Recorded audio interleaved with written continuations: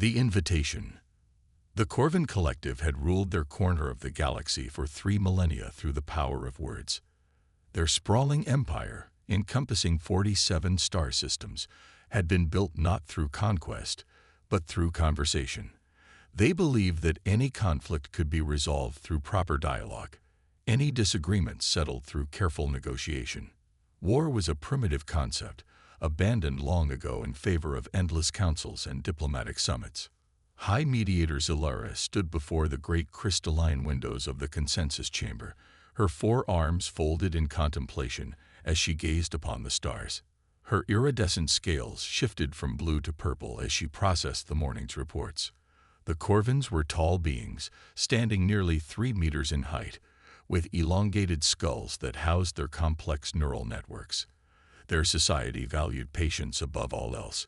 After all, what problem couldn't wait for proper deliberation?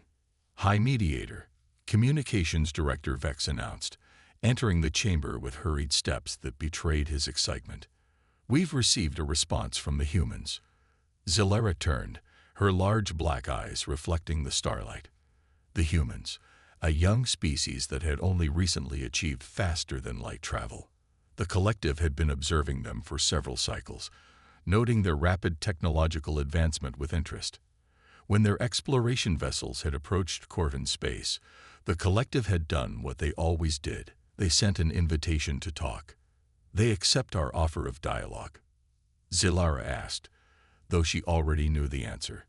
No species had ever refused a Corvin invitation. The opportunity to join their peaceful confederation was too valuable to ignore. "Yes, High Mediator. Their diplomatic vessels are already en route to the designated neutral zone. They've requested we meet at Station Harmony." Zilara's scales brightened with satisfaction. Station Harmony was a massive diplomatic facility the Corvins had constructed specifically for first contact situations. Floating in the void between star systems, it represented neutrality and peaceful intentions. The humans had chosen well. 3 days later, the first human ships emerged from hyperspace at the edge of the neutral zone. Zilara watched from the command deck of the collective's flagship, the voice of reason, as the human vessels approached.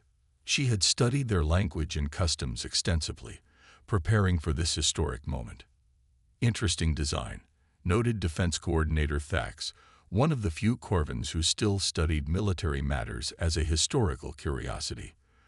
"Those ships appear to be heavily armored for diplomatic vessels." Zilara dismissed his concern with a wave of her lower arms. "Different species have different aesthetic preferences.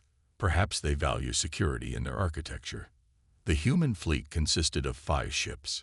3 bore the markings of the United Earth Government, sleek vessels with curved hulls and prominent communication arrays.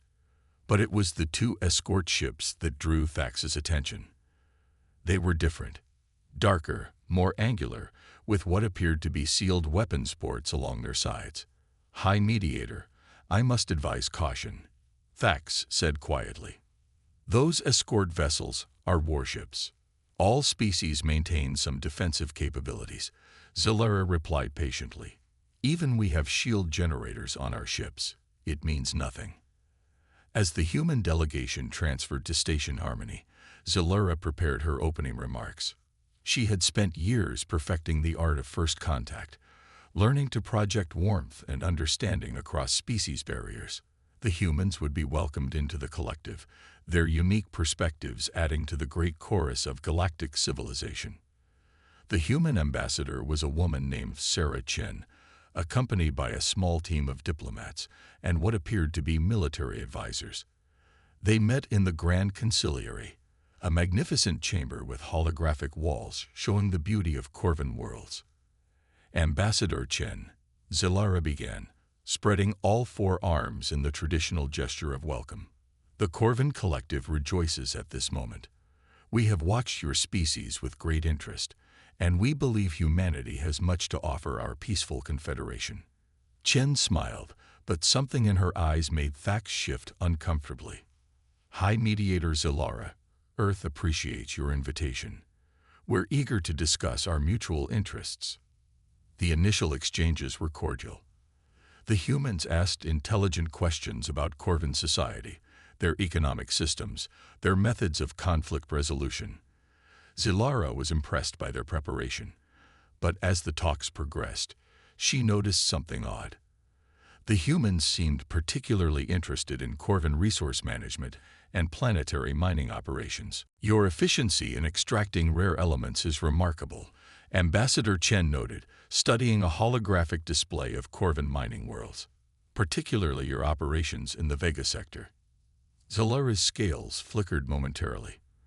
The Vega sector was adjacent to human space, containing several uninhabited systems rich in valuable minerals. "We pride ourselves on sustainable resource management. Of course, as members of the collective, humanity would have access to our technology and methods, and our resource-rich systems would be open to collective mining operations," Chen asked, her tone neutral. "Naturally. The collective shares everything. Your systems would benefit from our expertise, and the extracted resources would be distributed according to need throughout our confederation." Chen exchanged glances with her military advisors. One of them, a stern-faced man with graying hair, whispered something in her ear. She nodded slowly. "High Mediator, there's something we need to discuss," Chen said, her diplomatic smile fading. "We've intercepted communications between your mining guild and frontier commanders. We know about your plans for the Bonaparte system." Zalara's scales went pale. The Bonaparte system was in disputed space, claimed by humanity, but not yet officially recognized by galactic law. The collective had indeed been planning to establish mining operations there, reasoning that uninhabited systems belonged to whoever could use them most efficiently. "Ambassador, I assure you, any such plans were merely preliminary assessments." Preliminary assessments that included detailed invasion timetables and occupation protocols. Chen interrupted. "Your peaceful collective was planning to strip mine our claimed territories the moment we joined, using our own agreement as justification." The atmosphere in the chamber changed instantly. The human military advisors straightened, their hands moving to rest on sidearms that Corvin security had somehow failed to detect. Thax stepped forward, his own defensive instincts finally awakening after centuries of dormancy. "This is a misunderstanding," Zalara said quickly. "The collective doesn't invade. We negotiate. If there are disputes over territory, we can resolve them through dialogue." Chen stood, her expression hardening. "High Mediator, humanity has a saying. Speak softly and carry a big stick. We came here speaking softly, hoping for genuine partnership. But we also came prepared." Through the transparent walls of the station, Zalara watched in horror as dozens of new contacts appeared on the sensors. Human warships, hidden in the cosmic background radiation, dropped their stealth systems. The two escort vessels shed their diplomatic facades, revealing extensive weapon arrays. The peaceful diplomatic mission had been a cover for something else entirely. "You brought a war fleet," Zalara whispered, her voice tinged with disbelief. "To a peace conference." "No," Chen corrected. "We brought a response to your planned invasion. You thought we were naive newcomers, easily absorbed into your empire. You thought our diplomatic overtures meant weakness." She activated her communicator. "Admiral Rodriguez, you are cleared to proceed." The human warships moved with terrifying precision, surrounding not just Station Harmony, but taking positions throughout the system. Corvins had maintained peace for so long that they had forgotten what a true military force looked like. The humans had not. Zalara's mind raced. 3,000 years of peaceful expansion ended in a moment. The collective's entire philosophy rested on the assumption that all species would choose dialogue over violence. But the humans had looked at their words, seen the deception beneath, and chosen differently. As alarms began sounding across Station Harmony, Fax grabbed Zalara's arm. "High Mediator, we must evacuate. Those are not defensive formations. The humans are preparing to attack." Zalara looked at Ambassador Chen one last time. The human woman's expression was not triumphant but sad. "We wanted peace," Chen said quietly, "but not at the price of our sovereignty. Your collective has built its empire on the assumption that words are stronger than weapons. Today, humanity disagrees. The first human missiles launched, targeting Corvin communication arrays and defensive satellites. The collective's 3 millennia of peaceful dominance ended not with a whisper, but with the roar of human guns. The Reckoning. Admiral Marcus Rodriguez stood on the bridge of the UES Thunderstrike, watching as his fleet executed the battle plan with clinical precision. 20 years of military service had taught him that the best battles were those won before the first shot was fired. But sometimes, the shooting was inevitable. "All ships report ready, Admiral," Commander Walsh announced from the tactical station. "Corvin vessels are attempting to raise shields, but their systems are outdated. They haven't faced real combat in generations." Rodriguez nodded grimly. The intelligence reports had been clear. The Corvin collective had maintained their empire through manipulation and economic pressure, not military might. Their ships were designed for show, not war. It was almost unfair. Almost. "Target their weapons systems only," Rodriguez ordered. "Disable, don't destroy. We're here to teach a lesson, not commit genocide." The Corvin response was chaotic. Ships that hadn't seen combat in centuries struggled to coordinate their movements. Their weapons, designed more for asteroid mining than warfare, fired in scattered patterns the human point defense systems easily countered. Within minutes, the collective's proud fleet was floating helplessly in space. On Station Harmony, High Mediator Zilara watched the systematic dismantling of her people's power. The humans moved with brutal efficiency, but also with unexpected restraint. They targeted military assets and infrastructure but avoided civilian areas. When Corvin escape pods launched, human ships carefully shepherded them to safety zones. They fight with honor, Fax observed, his warrior instincts awakening after generations of dormancy. They could destroy us completely, but they choose not to. Zilara's mind reeled. The collective's entire worldview was crumbling. They had believed themselves enlightened, beyond the primitive violence of lesser species. But the humans had exposed the truth. The Corvins had simply never faced anyone willing to call their bluff. Ambassador Chen appeared on the main view screen, still aboard her diplomatic vessel, but now clearly in command of the situation. "High Mediator, I'm ordering our forces to cease fire. Your fleet is neutralized. Your defensive networks are down. Will you surrender, or must this continue?" Corvin pride warred with practicality in Zilara's mind. 3 millennia of dominance ended in less than an hour. But the humans were offering terms, showing mercy. Perhaps there was still room for words after all. "What are your terms?" Zilara asked, her voice heavy with defeat. Chen's expression softened slightly. "Complete withdrawal from the Bonaparte system, and all disputed territories. Full disclosure of all collective mining operations and expansion plans, and the establishment of a new treaty, one based on genuine partnership, not hidden exploitation." You planned this from the beginning, Zilara realized. The diplomatic mission was cover for military reconnaissance. "Yes and no," Chen replied. "We came hoping for peace, but we also came prepared for treachery. Your own communications betrayed you, High Mediator. You thought your encryption was unbreakable. You were wrong."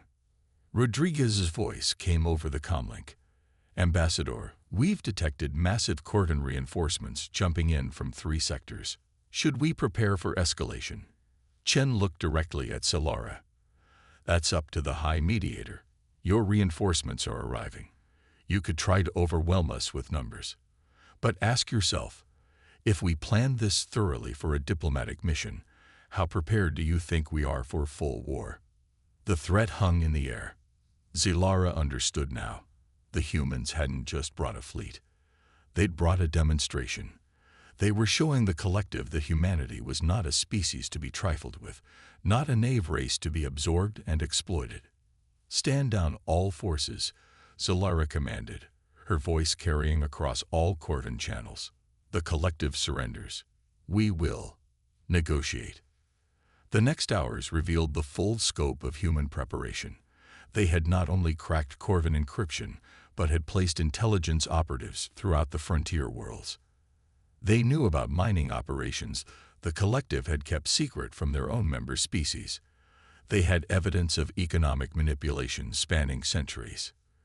"You're not the benevolent rulers you pretend to be," Rodriguez said during the formal surrender ceremony. "Your peaceful expansion was built on subtle threats and economic colonization. You convinced species to join by making it clear that refusing would mean isolation and poverty." Zilara couldn't deny it.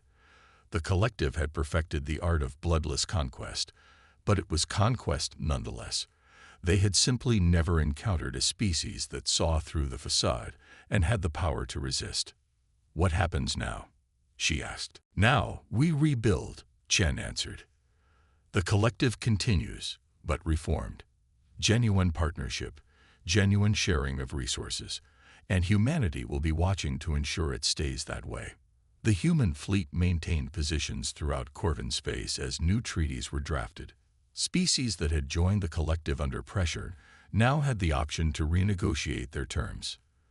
The Corvins, stripped of their subtle coercion, had to learn actual diplomacy. Fax approached Rodriguez during one of the negotiation breaks. "Your tactics were impressive," the old warrior admitted. "We had grown complacent, convinced our way was the only way." Rodriguez smiled grimly. "Humans have a long history of conflict. We've learned that peace through strength is more lasting than peace through words alone. Your collective forgot that words without power behind them are just noise." The transformation of the collective took months. Humans established monitoring stations throughout Corvin space, their presence a constant reminder of the new balance of power. But they also shared technology, helped establish fair trade networks, and showed that their strength could protect as well as punish. Zilara found herself working closely with Chen to draft the new charter. The human ambassador proved to be genuinely committed to peace, just not the false peace the collective had maintained. "We could have destroyed you," Chen said one day as they reviewed mining agreements. "Many in our military advocated for it. The collective was a threat that needed to be eliminated." "Why didn't you?" Zilara asked. "Because destruction is easy. Building something better is hard. We chose the harder path." The new collective that emerged was different. Decisions were made through genuine consensus, not hidden coercion. Resources were shared based on need and contribution, not taken through subtle threats. And at the heart of it all was humanity, the young species that had looked at the galaxy's most successful empire and said, "We can do better."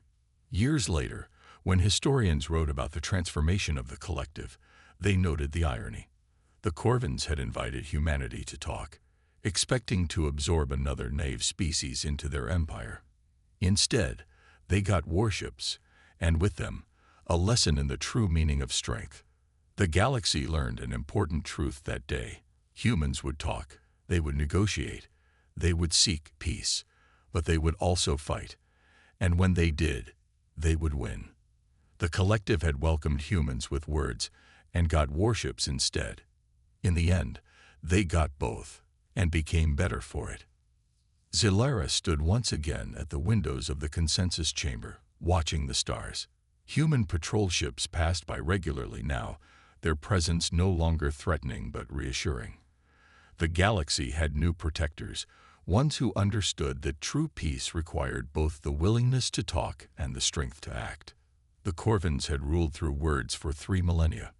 The humans taught them that sometimes actions spoke louder, and sometimes those actions came in the form of warships appearing where only diplomats were expected. The age of false peace was over. The age of genuine partnership had begun. And at the heart of it all was humanity, the species that had shown the galaxy that they could speak softly and carry a big stick, and use both with equal skill. High Mediator Zilara, now truly serving rather than ruling, understood at last. The humans hadn't destroyed the collective's philosophy of peace through dialogue. They had perfected it by backing it with the one thing the Corvins had forgotten: the credible threat of force. Words were powerful, but only when spoken by those with the strength to make them matter.